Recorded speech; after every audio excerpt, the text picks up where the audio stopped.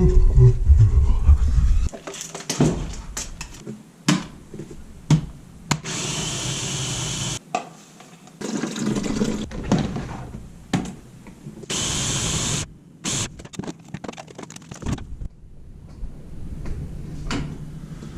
good morning. I know what you're thinking. Adam, how come you don't have an adjustable external missing system powered by a mini oilless air compressor in conjunction with a tungsten carbide faceplate that's bonded to a custom milled internally irrigated aluminum flat platen on your belt grinder so you can better manage heat buildup with continuous grinding of tough stainless steels and significantly boost your output of high performance kitchen knives? Well, buckle up, buckaroos, because that's what we're doing today. I do a lot of batch work in high quality stainless steel, which means that I regularly generate precisely 2.5 metric tons of heat, which is no bueno. When I'm doing back-to-back bevels, my platen will get so hot that water will boil off it instantly, which can't be great for belt life, but I think what's more important is that my thin chef's knives are at a high risk of losing the specialized and therefore expensive heat treatment along that cutting edge. Not to mention it's a significant impediment in my grinding workflow because I have to constantly manage that heat, and the only thing I can really do right now is dunk in a water bath between every couple of passes, which sucks. So in an effort to optimize my batchwork grinding workflows, I think I'm going to try to make the coolest grinder in the universe. Okay, let's go over my plan for the platen upgrade. And the crux of it is here in the middle with these 3 plates that I'm going to sandwich together using JB Weld that has a tensile strength of 8 trillion PSI. So, obligatory, that baby's not going anywhere. The back and the middle plate I designed and sent off to a local machinist, just very simple aluminum. They're both 8x2 by 1/4 inch. The middle plate has a milled out cavity with a center support structure that's also going to aid in a little JB Weld adhesion. The back plate has 2 inner mounting holes, 1/4 inch NC for these 2 1/4 inch bolts to mount it to the grinder. 2 outer 1/4 inch NPT tapped holes to accept these push fittings. And the front plate is a tungsten carbide alloy that I picked up off AliExpress for 85 bucks delivered. So it's not pure, of course, but it's going to be a hell of a lot better than the cheap steel that came with my grinder. So once these are all together, it's mounted to the grinder. It's got the push fittings for the inlet at the top and the outlet at the bottom. I'm going to use this aquarium pump that I already had with some cheap PVC tubing and a sealed tub of water or coolant just to cycle that liquid through here and extract any of the heat that's stored in the platen.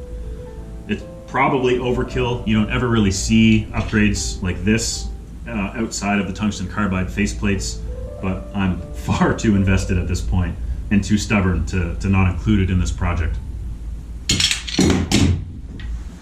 The misting system is a little simpler and way more important because it's going to actually keep the knives themselves from overheating, which is the goal of all this cooling.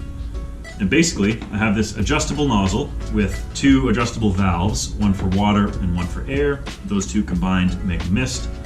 I'm going to attach it to the grinder by having a magnet secured to this nozzle so I can move it around on the grinder or even off if I need to. One really cool idea I've seen, I think from Origin Blade Maker, is to splice in a pneumatic foot pedal in the gas line between the nozzle and the compressor so that basically you can take advantage of the auto start and stop function and just leave the system pressurized so that you're controlling everything at the foot pedal. Not only is that more convenient, I think, but you're also not having this run full blast and either controlling it with a small dial or at the compressor. So all in, I'm probably about 400 Canadian dollars for everything. I think that's a great price for the work that I hope this will save me, and I'm excited to see how it performs. So let's get it all together.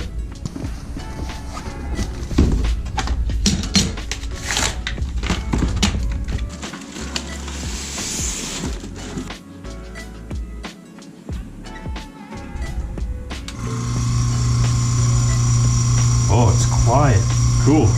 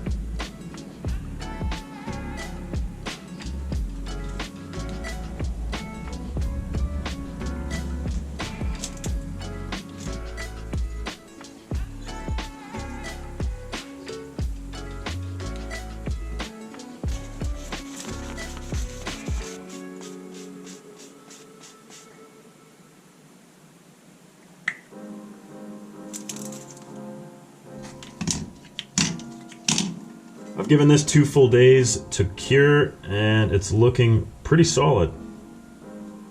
And now that it's all together, I'm going to run this to a surface grinding business to make sure that the front face is parallel with the back, because I won't be able to get clean and symmetrical bevels on my knives if my platen isn't flat and square.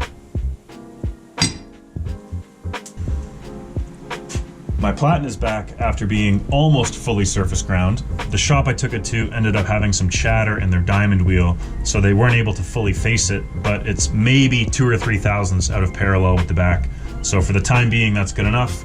I'll run it back to them or a different shop in the next couple of weeks, but for the time being, it's going to be way better than this. I turned this platen around in the time that I got this done, and this is already dipping pretty heavily in the middle here. So before I get this switched over, I'm going to show exactly what I mean by how hot this gets. I bought a laser to kind of illustrate that point, but I don't think this one's very accurate. I'm pretty warm right now. It's saying that I'm 85, and I got this platen hot a couple of times and said it was about 92, which definitely isn't right. But yeah, there goes that idea. But basically, I'm just going to push some scrap steel that I have into this platen to see how long it takes to get it so hot that water boils on it. So here's a pretty new 36 grit.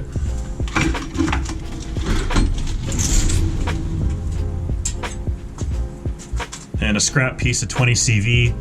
I'm just gonna lean into this, we'll see.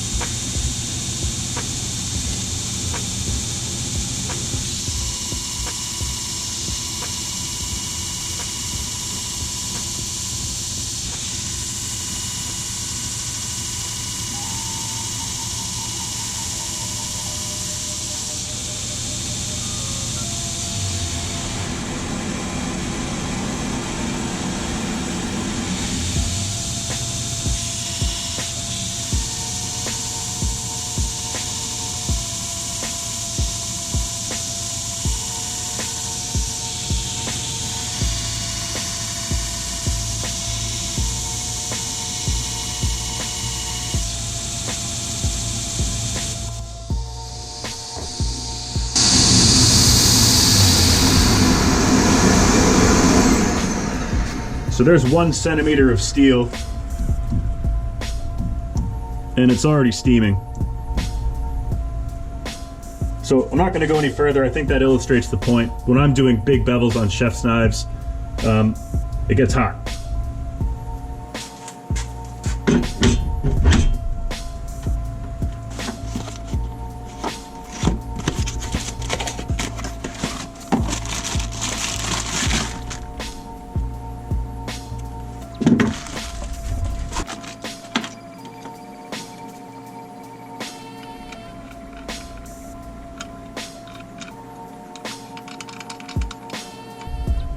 The platen is assembled and on the grinder, and I'm about to turn it on for the first time. The tubes are dry. This is take 1.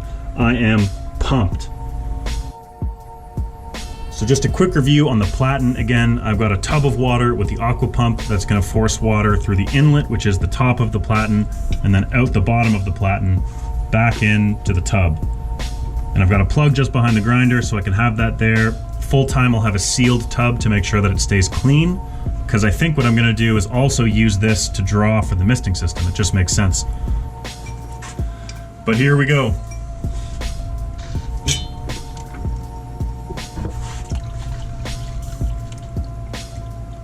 Oh my goodness. Now that's kind of anticlimactic, but what this is doing is cycling water through my platen. And there's a slow drip somewhere that I can seal with more Teflon. But that's a major success, I think. I'm pumped. And then, oh wow, this is cold. Nice. And over on the right here, we've got the misting system, which is basically just an air compressor, a foot control. I've got a small line just to test it. The adjustable nozzle with a magnet, and the water line into the same tub that's cycling water through the platen. So I'm going to let this pressurize, see what kind of mist comes out, and how much time I have with this air supply.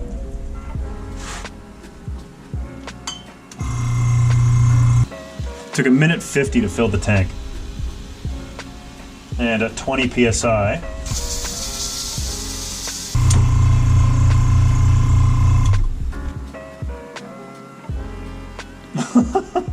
oh, stupid thing. I knew I should have just got a proper one. I got about 40 seconds of 20 psi and another 10 seconds for it to drop down to 10 psi. So I'm about 50 seconds to a minute of continuous mist, and then another 1:50 to refill the tank. It's quiet, it's not the worst, but this was like 110 bucks, and a 6-gallon rigid pancake compressor is 180, so should have just got that thing to start with. I'll swap this out, but for the meantime, it works. Nice. Time to connect the water and see what kind of mist I get.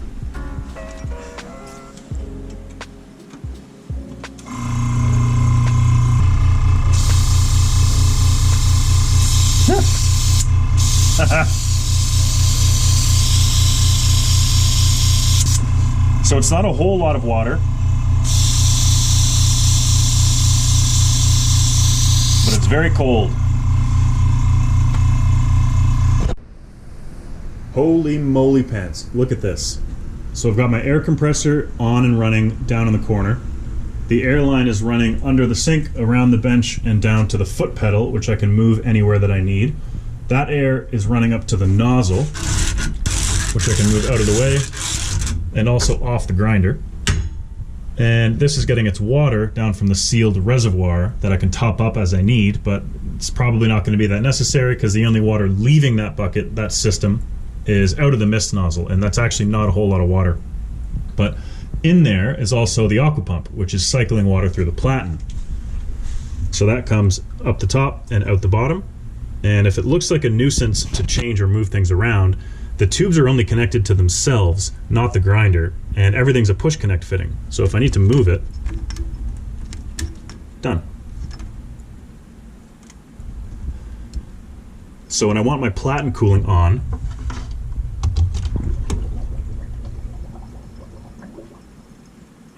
that's running there, and this is already cold.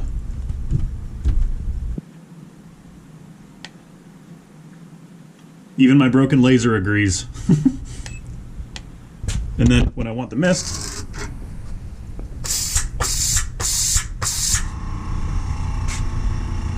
cool.